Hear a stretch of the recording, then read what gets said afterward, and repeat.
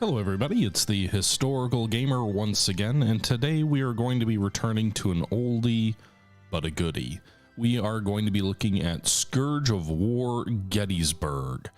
This is one of the games that I looked at a lot on this channel when it first launched over, like 10 years ago?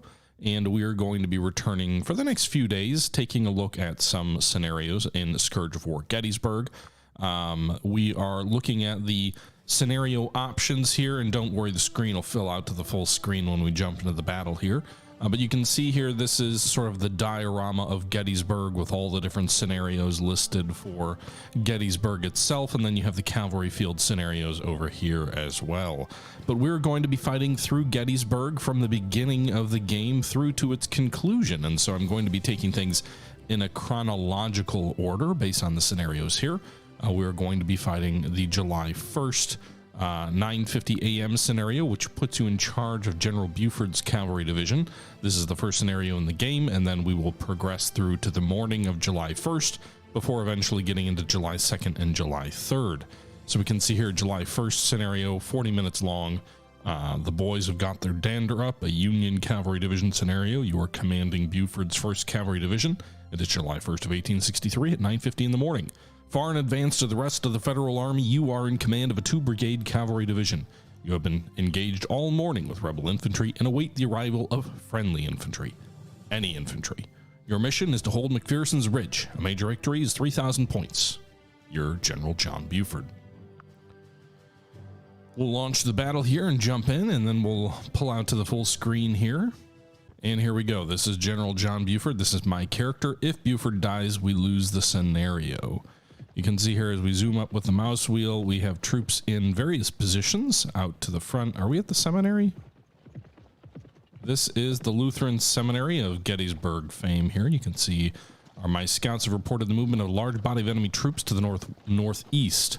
As planned, I am moving part of my command north of Gettysburg. The rest will follow. Our infantry is approaching from the south.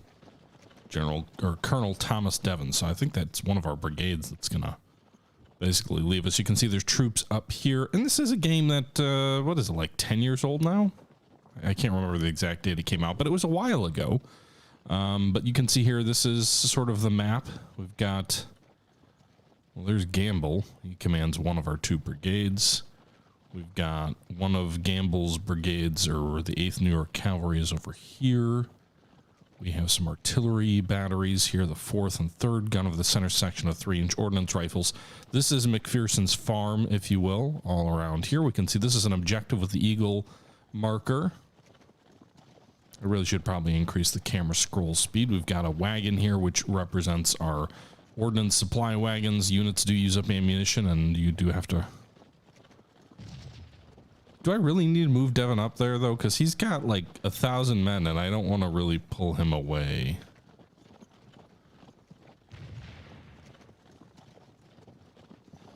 Meanwhile, this is McPherson's Ridge, which we are supposed to hold against the Rebs. The scenario is a 40-minute long scenario. So we have some guns in action already.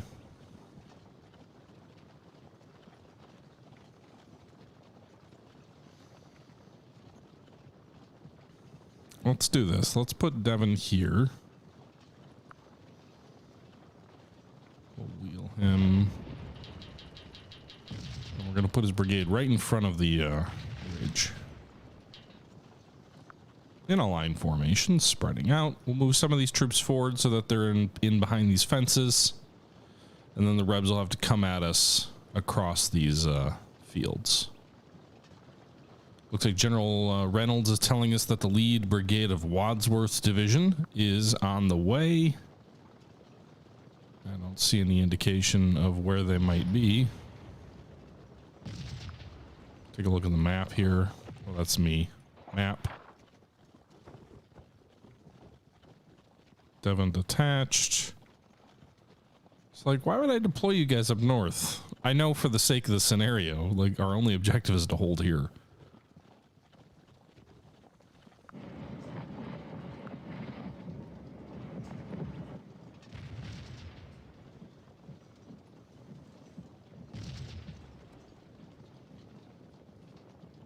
Okay, so you can see our troops moving across these fields. They're going to get into position. I do see rebels coming through these open fields here off in the distance. Are these troops part of Devon's brigade? 1st Division, 2nd Brigade. Which one is Devon?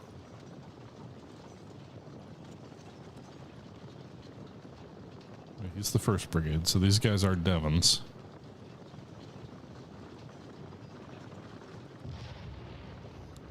You can see Rebs forming up here as they approach the farm. It looks like we have some skirmishers out front, 3rd West Virginia. So these are Devon's boys. Only about 45 men. And the Rebs are deploying a whole brigade against them. They are not going to last long like that. Let's go ahead and double quick these boys into position. Double quick on a horse, they can move real fast. We'll get them behind this fence line. We lost 1 man. West Virginia. Some of the Rebs are laying down. We've got other Rebs moving into position over here on the left.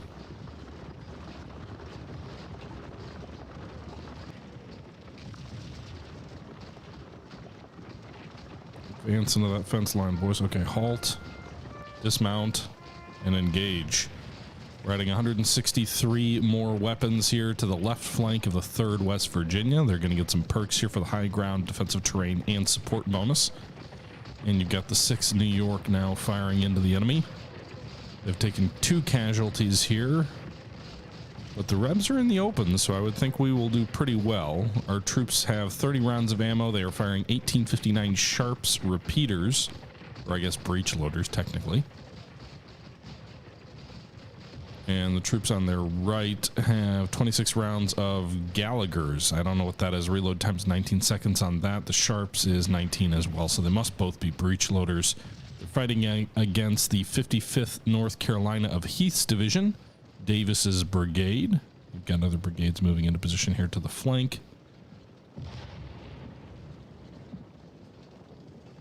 Meanwhile, we've moved our cavalry into position here, or we're starting to move them into position. We're going to move the 12th Illinois up here to this fence line. We are going to move the 8th. Let's move them up actually in front of these this field, because the enemy's going to have to come at them across open ground.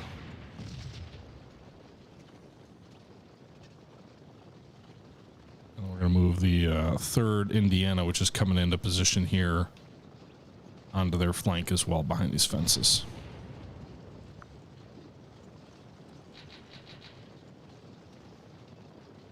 All right, you can see there's a lot of enemy troops forming up here to our front.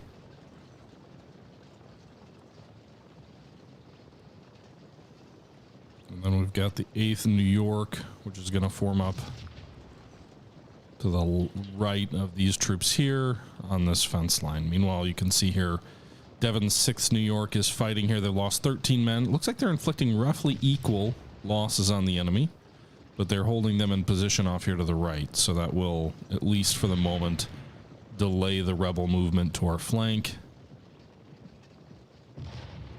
And where is Devon?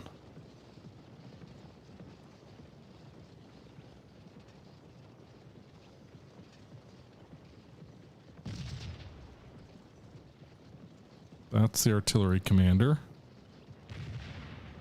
Should really bring all his guns into play. Devon, where are you going? Or Gamble, where are you going?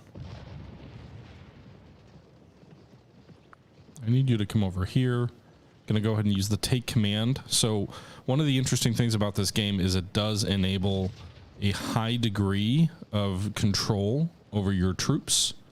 But it also enables the AI to do sort of their thing.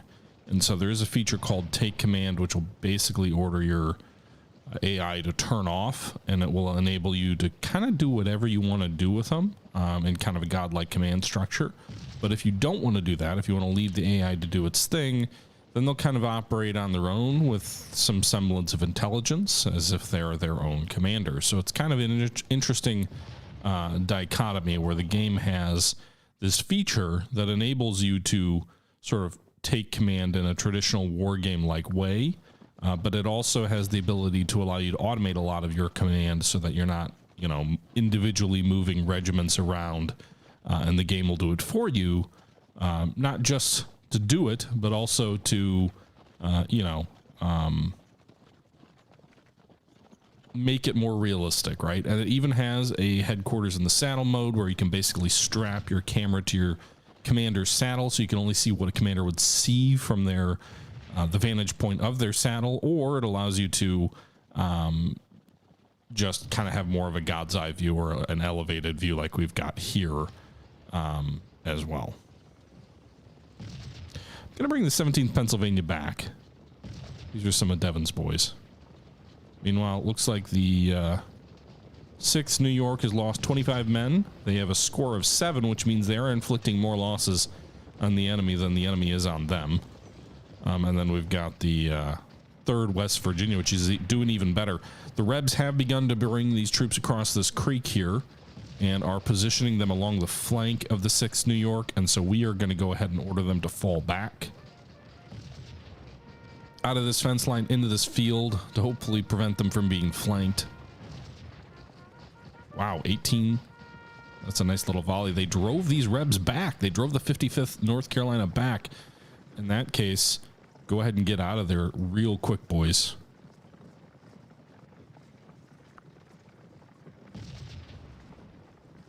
Because you're going to get flanked. We're going to pull you both back. But it looks like you drove back the 55th North. So you're going to pull back before the 42nd Massachusetts can get in on your flank. And then we'll use them to extend the flank of Gamble's brigade. They've taken a few casualties. They've lost a little bit of morale, but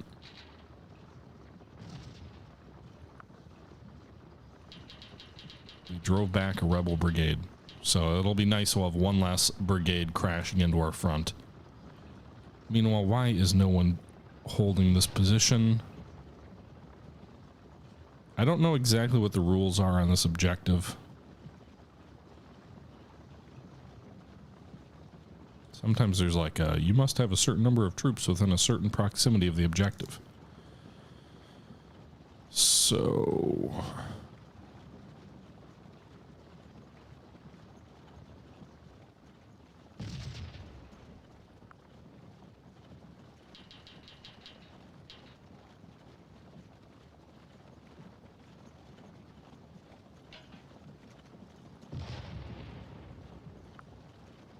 all right, let's at least get one of these brigades. We'll bring the 3rd Indiana back. They'll act as a reserve.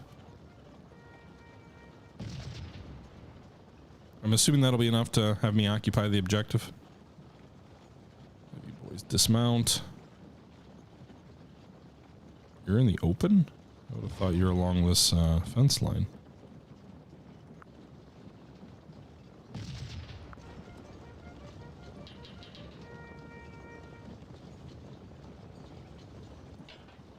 Okay.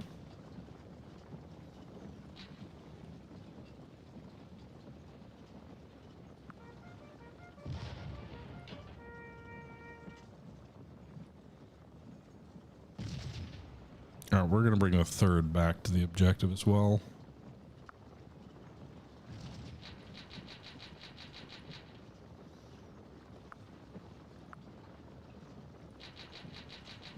All right, so you can see the objective is now held by Buford.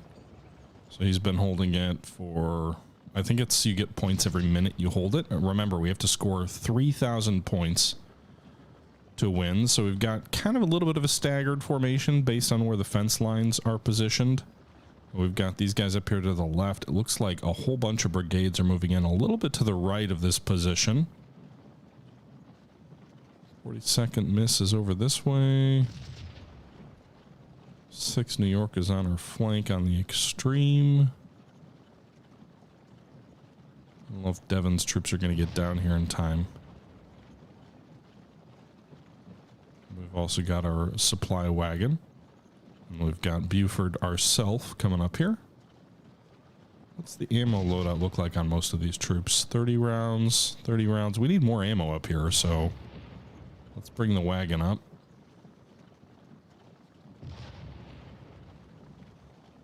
definitely not a full complement of ammo yet. So I'm assuming the Rebs are going to come at us here through this railroad cut and through this field. We have some guns here. Target is blocked. Target is blocked. Go ahead and move your guns over here into this gap between our positions here. Maybe you can fire on the enemy then. Third gun is firing. Second gun is firing, and so is the first gun. So they're firing on these Rebs here approaching to their front. Looks like the lead rebel brigade is the, or regiment is the 7th Tennessee. We've got additional units stacking up here.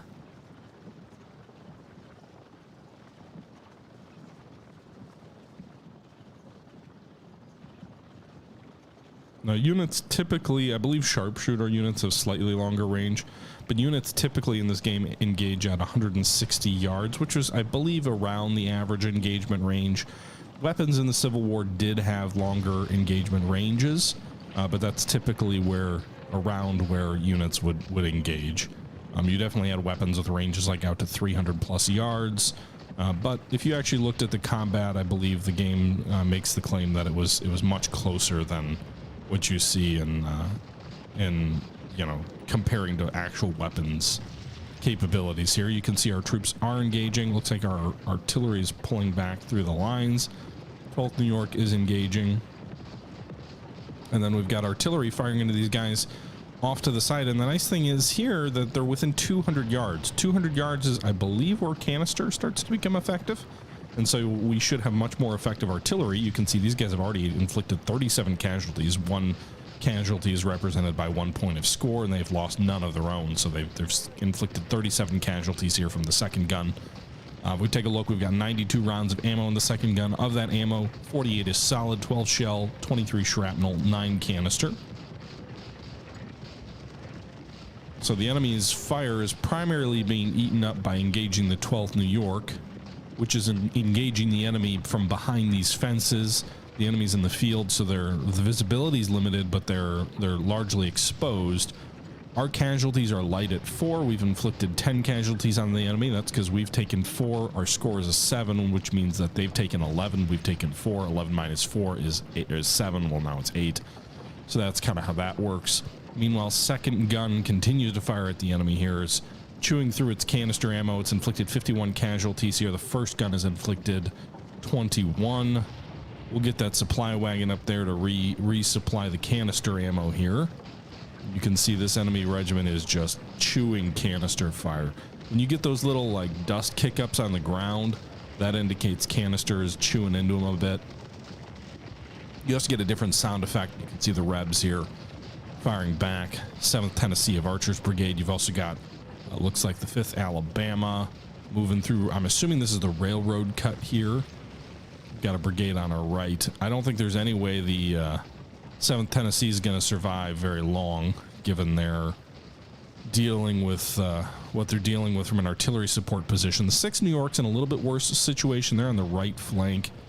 They don't have any artillery support over here, so they do have the fence to help them, but they're basically dealing with they have 143 men. They're dealing with the 14th Tennessee all by themselves. I'd move the 8th New York forward to fire into the Tennessee's flank, but this is a really large brigade of regiment of 430 men, and they're going to have to deal with the 5th Alabama here in a few yards.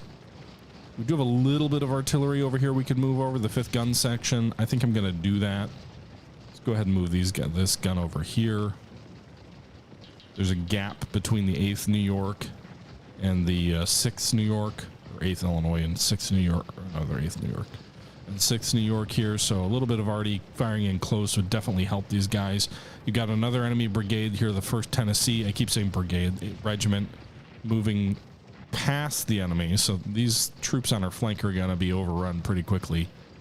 Just looking to see if those troops I ordered back from Devon's brigade are getting here anytime soon would be nice. They're going to be a ways away still. I don't want them to arrive too exhausted to fight.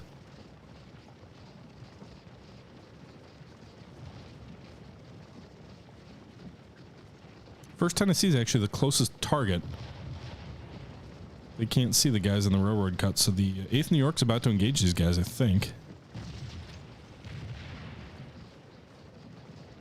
They are. I don't love that they're going to expose their flank to these guys over here, potentially, but...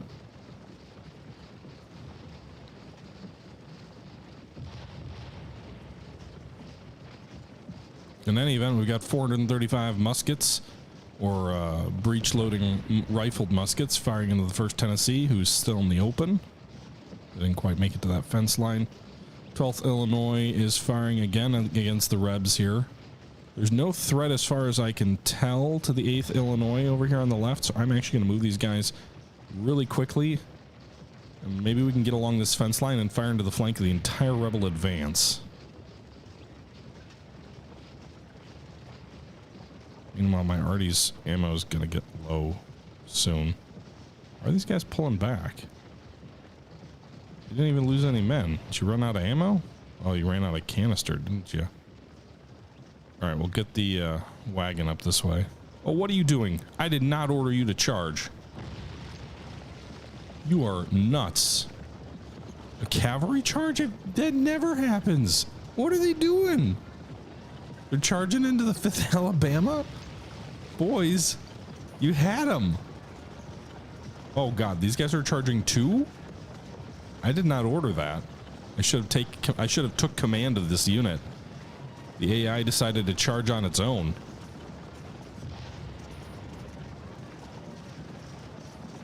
We're gonna wreck. Looks like 2 rebel regiments, the 5th and the 5th Alabama, 7th Tennessee, but the 13th Alabama is probably gonna wreck my own cavalry in exchange. Oh, they captured them. Nice. All right. Well, how about you dismount and engage these guys, or pull back? That might actually be the sounder approach. 7th Tennessee was forced to surrender. Oh, don't do that. What is this, Scourge of War Waterloo? We shouldn't be doing a whole bunch of cavalry charges. I've never actually played this scenario in Gettysburg before.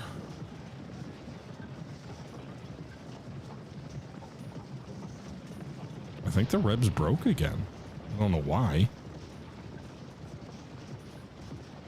We're gonna capture a whole nother brigade or regiment, because that's gonna do wonders for us. We're already to 2,000 points here. Yeah, we captured them. 7th Tennessee's gone too. Well, oh wait, no, that's the one we already captured. The 13th Alabama. Hey boys, you don't need to charge them. Just get behind the damn fence and shoot.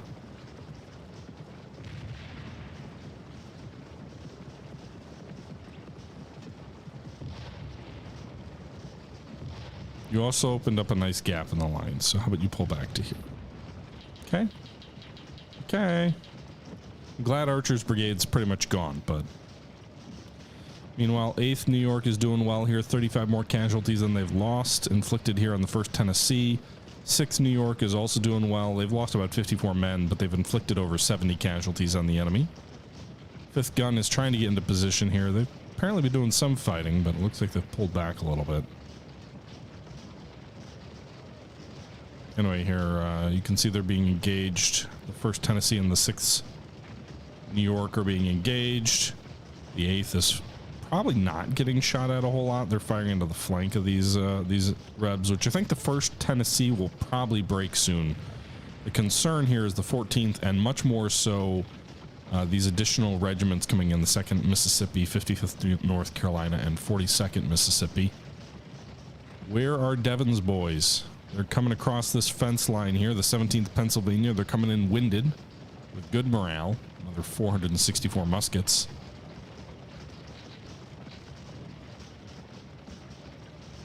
Let's get the boys up.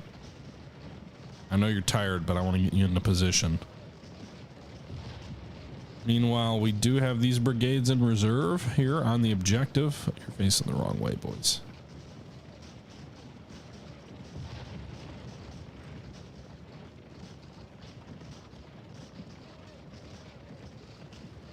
There was an about face command, but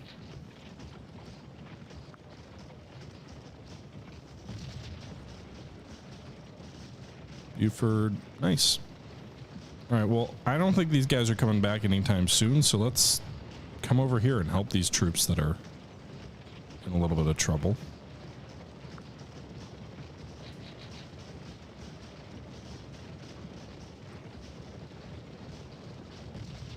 Rebs are really stretching out to try and overlap our flanks.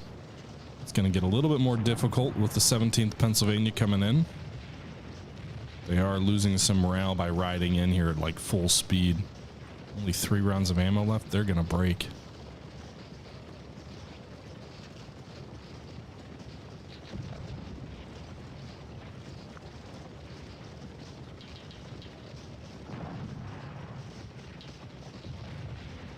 All right.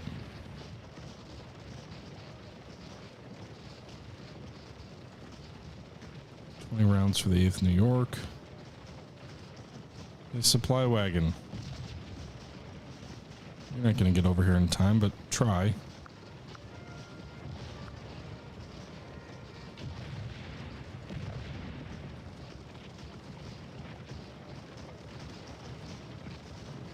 Okay.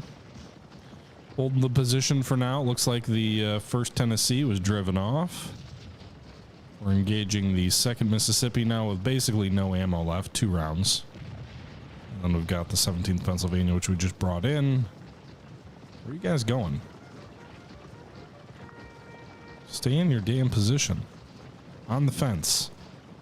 Get behind the damn fence.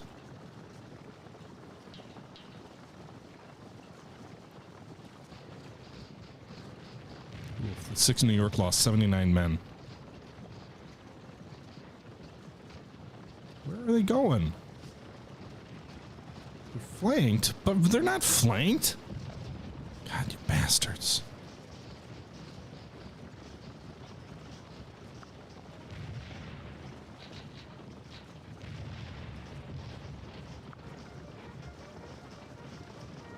Get behind this fence. We're going to reform and refuse our flank here. We've got another fence line we can stick you behind.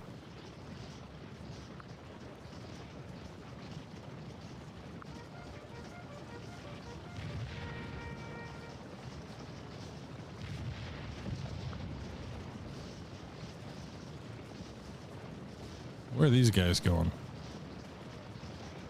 Did they charge someone again? Are they glory happy? Alright, 8th New York, you're doing okay, despite the fact that your flank's about to be in the air. What does this objective require again? Do I need like a certain number of troops to hold it?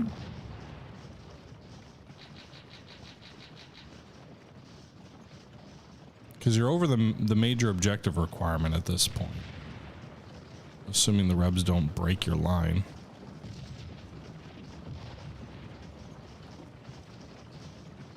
Sixth New York is withering under fire. They've only got 80 men left. I did not order you guys over there. I told you to pull back.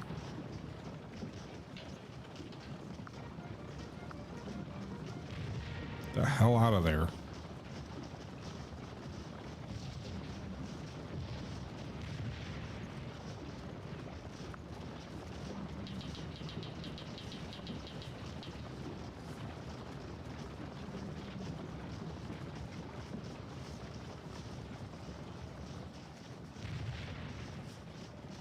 Hey, Devin, your boys suck.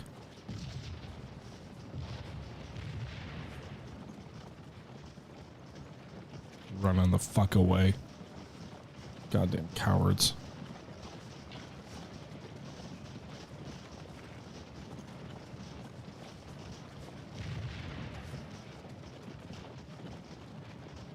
Alright, you guys are militia, so let's go stick you over here on the objective.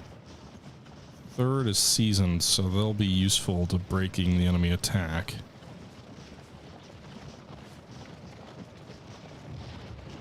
The 8th is firing into the flank of both the 14th and 42nd.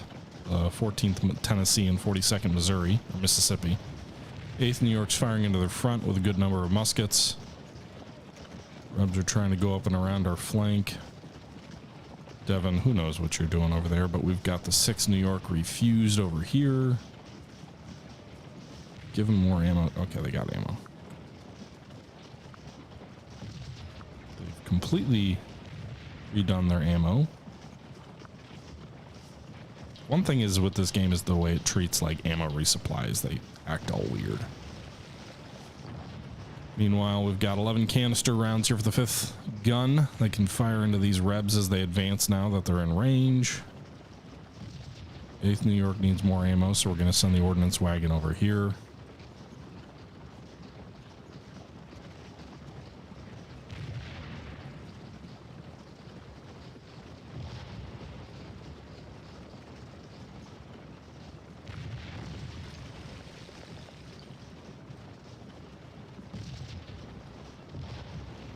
Keep firing at them, boys. All right, nice. We broke the 42nd. Now the 14th is overwhelmed, presumably, by all this fire. Really, the only risk... Actually, these guys are pulling back. I was going to say the only risk is the 55th North Carolina coming over our flank, but it looks like the 5th gun here, firing canister into them, and then the 6th to support them, was enough to at least cause them to pull back. They're not routed, but they are withdrawing. Hey, 8th... You don't need to do that, but you got more ammo, so that's good.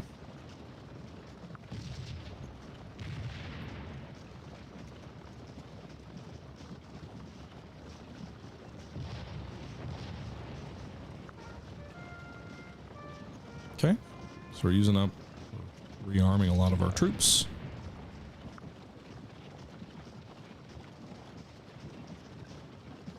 The scenario lasts 40 minutes. I think there's probably about 10 minutes left, maybe a little more. Bring the 3rd Indiana forward here to this fence line. Now that we've got the 12th back here. 3rd will go in with 60 rounds of ammo. That'll be nice. Let's see if we can break those guys. Looks like the 55th pulled back just slightly. Just out of canister range.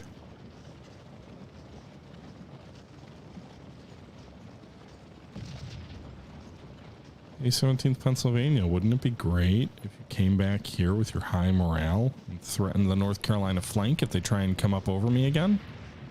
I think so. 8th New York is fully rearmed. Actually, they're not even shooting at anyone right now. It's the 8th Illinois doing all the work by themselves. Looks like the 42nd is routed. Davis's brigades had a bad day.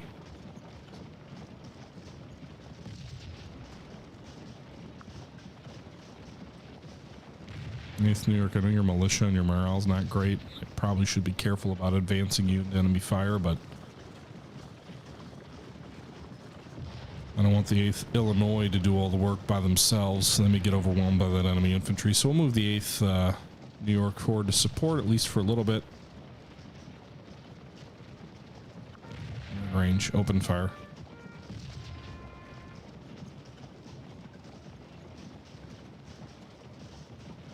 Meanwhile, 13th and 5th Alabama's coming up along and perhaps behind our troops in this field. So we're going to go ahead and move 3rd Indiana forward.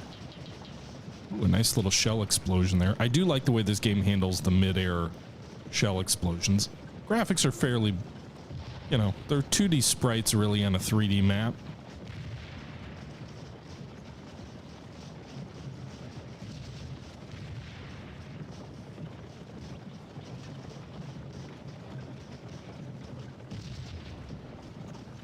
Give more ammo, boys.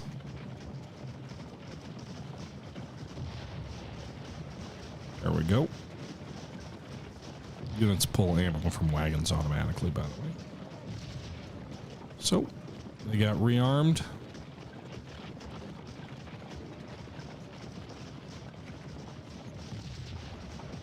Where do those rebs go? Did they just disappear from the map?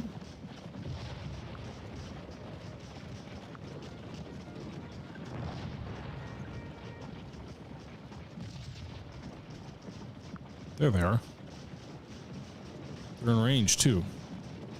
Dismount and fire, boys. Dismount and fire. Pour it into them, boys.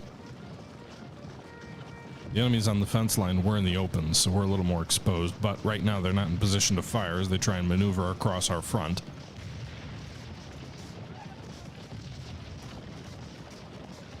So we're hitting these guys in the flank a little bit. Hopefully before they get in behind the 8th Illinois and the 8th New York. Meanwhile, on the right, it looks like the 55th North Carolina did get into the action. Perhaps even firing into the 8th flank. It doesn't say so. Looks like they're fighting the 6th New York all by themselves. 6th New York's needs that artillery support, so let's move the 5th gun over here to the right a little bit and forward maybe a few yards without limbering them up. We'll just push them forward here, get out from having their target blocked. And they should be able to fire more canister at the enemy to support the infantry here, which is, you know, you've got a huge regiment versus a tiny one, 90 men.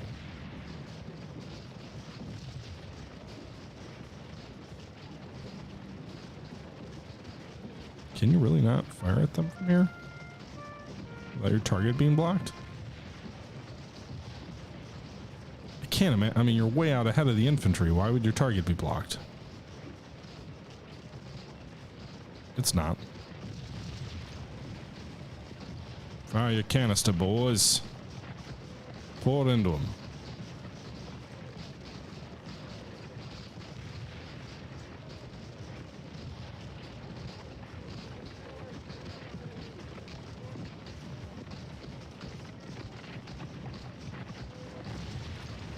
Nice. 9 casualties from that one shot by the 5th gun. They have 8 rounds of canister left. At that rate, 9 rounds or 9 casualties per round, 8 rounds. What is that, 72 casualties? In theory. Obviously, it's not a perfect circle. That one was 10. That should help the 6th New York a bit.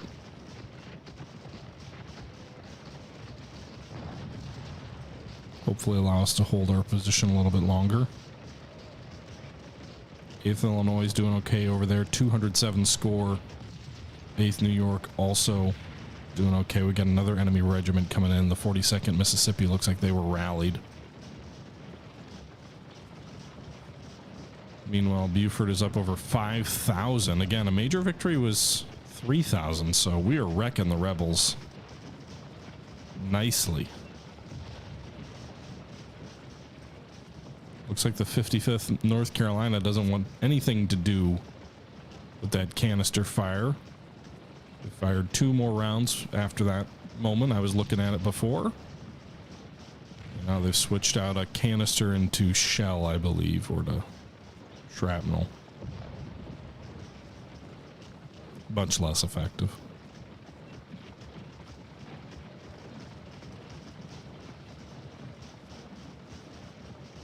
Nice, the 146th. I didn't even notice it. 1st Division, 1st Corps. The 147th New York has arrived. Friendly infantry are moving into position. We've got the 95th New York over here. 1st Brigade, 2nd Brigade, 1st Division. So we've got some infantry forming up at McPherson's Ridge. Where's the Iron Brigade, boys? Iron Brigade appears to be back here. The 2nd Wisconsin, 6th Wisconsin, 24th Michigan, 19th Indiana, and the 7th Wisconsin under General Solomon Meredith, 1st Brigade, 1st Division, 1st Corps. And General Reynolds, bless his soul, has 3,000 men in position here. Wadsworth's division's coming up. Reynolds is probably about to die. Got some artillery coming up as well. But yeah, this line is not in danger anymore. 84th New York, 95th New York, I believe those are of Cutler's vintage. On our right's being held by our cavalry. We even brought another regiment of Devon's boys back up. I think we're safe. We'll keep ripping these Rebs to shreds, though.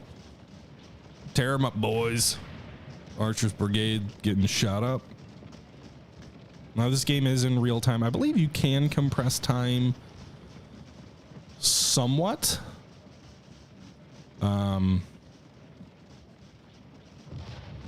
Yeah, you can see here, I think it's up to ×4, which, you know, I don't do a whole lot. I know, you know, some folks are going to want